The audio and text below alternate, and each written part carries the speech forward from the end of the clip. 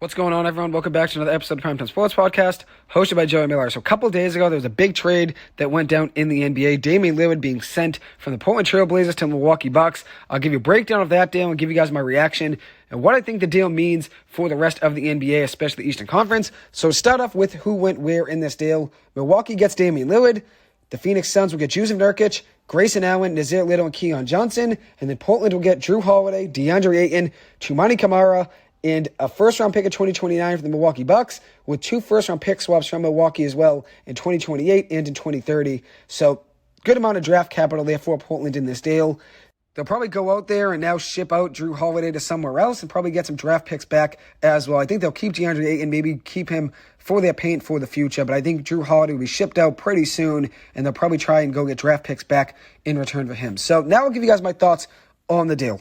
And the way I feel about it is this. I think Milwaukee now becomes the favorite in the East for sure, and maybe even the favorite in the NBA. When you add in a guy like Damian Lillard, who's the best closer in the NBA, and also the second best shooter in the league, in my opinion, to Steph Curry, that's really hard to stop in an offense that includes Giannis Antetokounmpo. Really is hard to stop when you have Giannis there as well. And Damian Lillard is a guy that knows how to close games. He knows how to take the big shot. And he's not afraid of those big moments. And now he joins a team that has Giannis Antetokounmpo and Chris Middleton. 2 other very good players. Giannis is a superstar, and then Middleton is an all-star star player. So that team is ready to roll.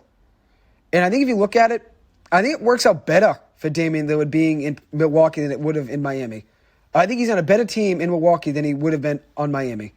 And I know it was all about him going to Miami over the summer. He only wanted to be on the Miami Heat. That was a big goal of his to end up on Miami, and he wasn't going to play if he ended up elsewhere.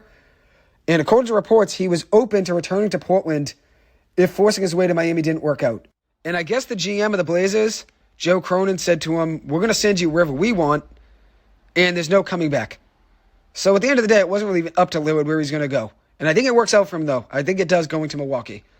And as I said, I think Milwaukee becomes a favorite. It's definitely in the East, and I'd say in the NBA, because when you add in a talent like Damian Lillard to a team that already has Giannis and Chris Middleton, that's going to be very hard to stop. And one thing I think Milwaukee does lose in this trade, they lose defense.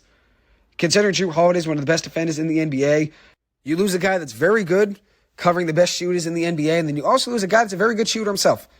Jrue Holiday is a very good three-point shooter as well, and he can help you score the ball in any situation. Just like Damian Lillard, Lillard obviously is the better player, but both players can take the big shot, and at the end of the day, obviously you'd rather have Lillard probably than Jrue Holiday, especially considering where this Milwaukee Bucks team is going. Nobody really knows what the situation's going to be with Giannis and his long-term extension. Is he going to stay in Milwaukee or is he not? I think this trade ends up being a big reason he does stay in Milwaukee because it shows they're dedicated to trying to win right now and trying to build around him. And this was a trade they didn't even ask Giannis' opinion for, and I think it obviously works out for Giannis. I really do think it does work out for Giannis having Damian Lillard on his side. And I think it favors offense over defense, this trade. But when you can go out there and get a guy like Damian Lillard, you go and do it. You really do. I think it does favor offense over defense, but it's a league that's all about scoring and shooting today. 2 things that Damian Lillard does very well. Just as good as anybody in the NBA. He's a very good scorer and a very good shooter. And Milwaukee now does add in a ton of superstar talent next to Giannis, which I think Jrue Holiday is a star. He's a very good player both ways, very good two-way player, but he's not a superstar. When you add in Damian Lillard, he is a superstar next to Giannis. And I think right away they become the best duo in the NBA. I really do. Because you have a guy that knows how to take the big shot in Damian Lillard, who's a great closer, and also one of the best shooters and scorers in the NBA, averaging 32.2 points per game last season, 4.8 rebounds, 7.3 assists, and shot 37% from 3. You add in a talent like that next to Giannis, who averaged 31 points per game, almost 12 rebounds, 5.7 assists, and 0.8 blocks last season. That's going to be very hard to stop if both those guys can stay healthy. Middleton, Giannis, and Lillard have had their injury issues over the last few years, so Milwaukee does need them to stay healthy, but if they're healthy, I think it's going to be very hard to stop those guys. I really do. So in this deal, Milwaukee's getting just Damian Lillard. Longtime Trailblazer is now gone. From Portland, he gets his wish. He wanted to be traded. Over the last year, he's expressed his interest in getting traded. Then this summer, he's all about being moved to the Miami Heat. Miami ends up not being able to get an offer that Portland was interested in. I guess Portland did ask for either Jimmy Butler or Bam Adebayo, and that was going to be a trade that Miami was going to make. So they end up shutting the phone off there and hanging up. And that ends up being a reason he doesn't go to Miami. But I think it ends up working out for Lillard. And he had a very good career with Portland. 7-time All-Star, 7-time All-NBA selection, 25 points per game in his career for Portland. Obviously a very storied player there in the Portland Trail Blazers franchise history. but they weren't going to go and win NBA Finals right now. That's what Lillard wants to do right now before he closes his career. And I think Milwaukee gives him the best chance to go out and do that. In this deal, Phoenix gets Jusuf Nurkic, Grayson Allen, Nazir Little, and Keon Johnson. They end up giving up Deandre Ayton in this deal and also give up Toumani Camara. Camara they selected in the second round, 52nd overall in the NBA draft in 2023. So no one really knows what he's going to look like, but he is a rookie draft pick there that they sent over to Portland. And then they also gave up Deandre Ayton. Like I said, Ayton is a younger player. He's only 25 years old. And I think Portland favored getting a young player in return, a star player like Jrue Holiday, and also getting draft picks back. So I think this deal works out for Portland, just like I think it works out for Milwaukee. As for Phoenix, they're getting Nurkic, as I said, Grayson Allen, Nazir Little, and Keon Johnson. Nurkic is a very good player when healthy, but he has been struggling with injuries over the last few seasons. He averaged 13 points per game last year, just about 10 rebounds in 52 games played for Portland. He's only played 153 games, though, over the last 4 seasons. So Phoenix needs him to stay healthy. He's a very good player when he's out there and can get you rebounds night in, night out, grab you 10 boards. He's a very good double-double player, but you need him to stay healthy. And I think this deal kind of works for them, too. I don't think they really want to keep Deandre Ayton around forever, and they get a guy back in Jusuf Nurkic who's a little bit easy to move. They want to move off his contract. And they also get back Grayson Allen, Nazir Little, and Keon Johnson. If you look at what Deandre Ayton's making, he has a $32 million cap hit this season, $34 in next season, and then 2 years from now, $35 million. So it's a lot harder to move DeAndre Ayton than it is to try to move a guy like Jusuf Nurkic who they got in this deal. Nurkic is making less money. Nurkic has a cap hit of just $16.8 million this season, $18 next season, and then 2 years from now, $19 million. So it's a lot easier to move off of Nurkic's contract. And also considering the new collective bargaining agreement for the NBA, it's going to be a lot harder to keep around a guy like DeAndre Ayton when you want to keep Bradley Beal, Devin Booker, and Kevin Durant around for a lot longer than just one season. So it makes sense for Phoenix to get off of DeAndre Ayton in this deal. And they get back Nurkic, who could be a force for them in the paint, to be a double-double machine night in, night out, just needs to stay healthy. As for Portland, they get DeAndre Ayton, who I've already mentioned, and then Jrue Holiday, who's still a very good player. 19 points per game last season, 5 rebounds, 7.4 assists, shooting 38% from 3, also averaging 1.2 steals per game. He's still a very good two-way player, and I'm interested to see what contender is going to go out and make a deal with Portland to try to land him over the next few days. Because I think he's going to be shipped out probably in the next 3 or 4 days, I would say. I think he's going to get traded. And so now it brings into question, what does this trade mean for Miami, Boston, Philly? 3 other teams in the Eastern Conference that are all trying to win the Eastern Conference and try to make it to the NBA Finals. I think all 3 of these teams aren't fans of this move. When you add a guy like Damian Lillard, who's a pure scorer and a superstar, to your same conference, and you add him next to Giannis Antetokounmpo, another weapon in that offense, that's a lot harder to cover than it was with Jrue Holiday next to Giannis. It's a lot better of a duo. Even though I do love Jrue Holiday, I think he's a very good player, when you have Giannis next to Jrue, it's not the same as Giannis next to Damian Lillard. So I think they're a lot more feared now in the East than they were with Jrue Holiday. Even though Jrue Holiday is a very good defender, and he's still a good scorer as well, can still shoot the ball, Damian Lillard is a superstar. When you put him next to Giannis, it's a lot harder to contain than it was with Jrue Holiday in that offense. And I think this means that Miami or Boston, both of those teams are probably going to go out and try to get Jrue Holiday to try to counter Milwaukee picking up Damian Lillard. And Jrue Holiday's still a good player. He shot 39.5% from 3 over the last 3 seasons for the Bucks. And he's also, as I've said, a great defensive player. Could be a difference maker for a contending team like the Boston Celtics or Miami Heat. Boston just traded Marcus Smart, the heart and soul of their team, their best defensive player. So they could go out and try to get Jrue Holiday and try to fill that void at the point guard position, who's a very good playmaker, a very good shooter, and also a very good defender. I think Jrue Holiday would be a great pickup for the Celtics. And what we saw in the 2021 NBA Finals is that Jrue Holiday can be a big difference maker for a contending team on both ends of the floor. And that's what we saw in the 2021 NBA Finals when Milwaukee won their first NBA Finals in their franchise history. And Jrue Holiday was a big reason for that.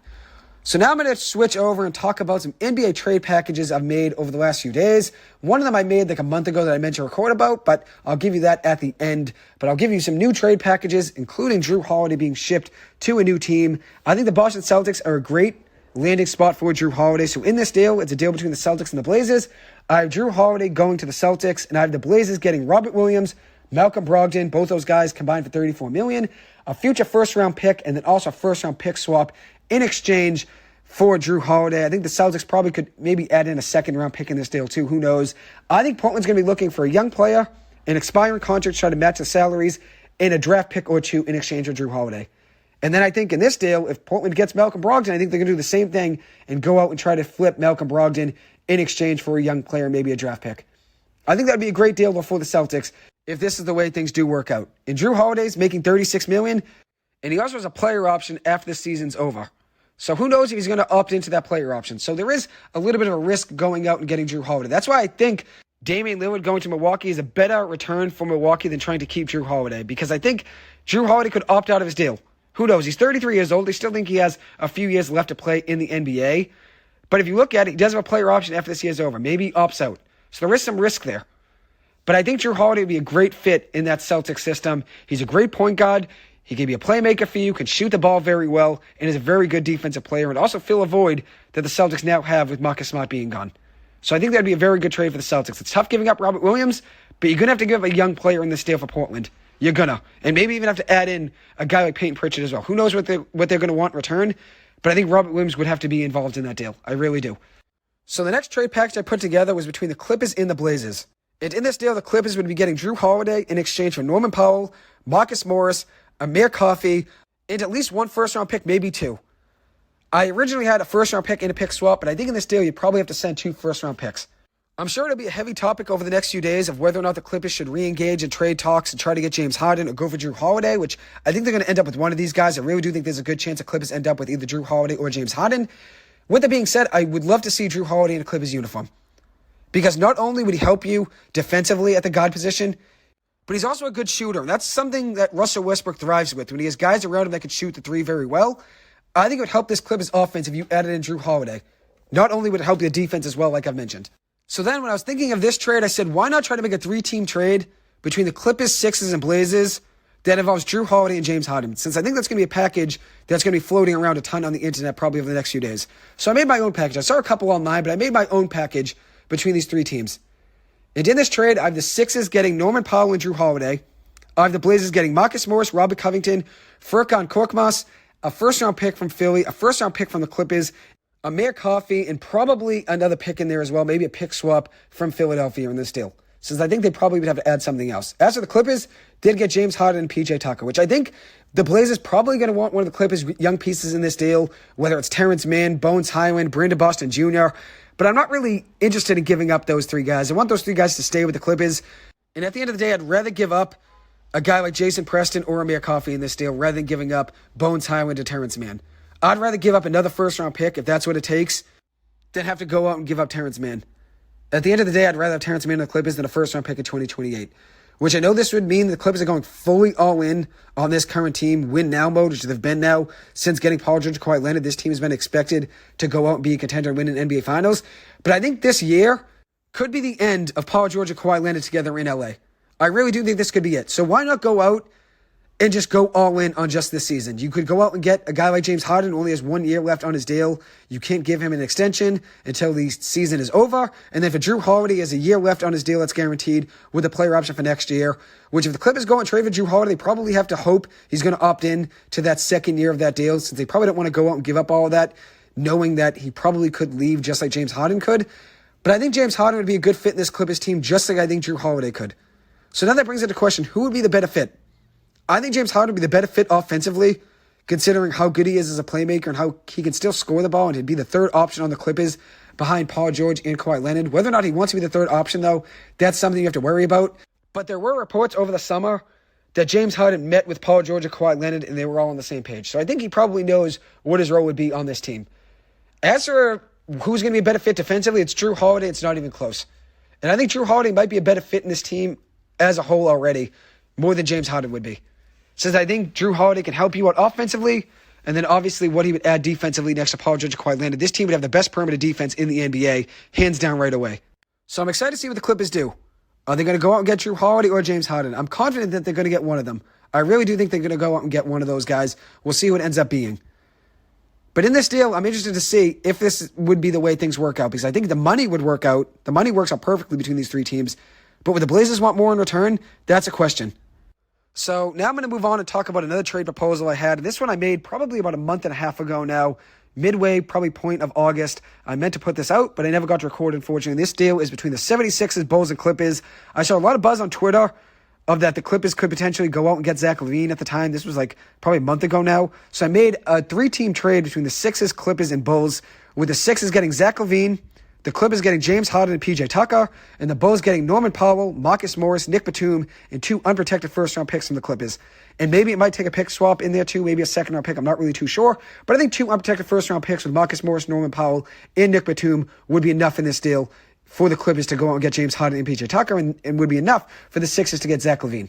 And the money would all work out in this deal. The Sixers would be getting Zach LaVine in 4 years, $40 million per year. The Clippers would be getting James Harden, PJ Tucker.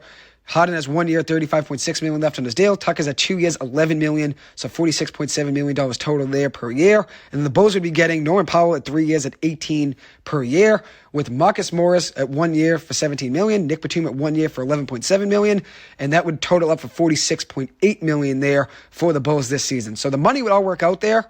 And I think what it comes down to is whether or not Zach LaVine or DeMar DeRozan gets traded from this Bulls team. Since I thought for a while that Chicago would trade one of those 2 guys. And it's sad things didn't work out for this team because they have the talent to compete in the East. It's just been tough with injuries. Lonzo Ball's now going to miss the upcoming season again with his 3rd knee surgery, which makes matters worse. And now it's a big what if Lonzo Ball stayed healthy, what would this team have been? And I was never the biggest Lonzo Ball guy when he was on the Lakers. And then when he was on the Pelicans, I was okay with him. Then when he was on the Bulls, I liked him a lot more. I thought Lonzo Ball became a lot better of a player when he was on the Bulls than he was at the beginning of his career on the Lakers. He was a lot more experienced and a lot more polished offensively, especially shooting the ball. But the last time Lonzo's played in a game was January 14th of 2022. And the next game he'll play in, at earliest, would be October and November of 2024. So nearly 3 years it'll be from the last time he played to the next time he plays. January 14th of 2022, and the earliest he'll probably play is October and November of next season in 2024. So that would total up to him missing around 3 years, just about, with this knee injury, which is honestly tough to see. I think Lonzo Ball was just becoming the player that we thought he could be, considering how good he was in college. He was always a good playmaker in the NBA, but now he was shooting the ball a lot better in the NBA and felt a lot more comfortable, it looked like. But with this injury, it would mean that the last 2 NBA seasons and this one coming up, so just basically 3 years total, he would miss. Meaning he would play in just 35 total games over the last 3 years with him missing this upcoming season.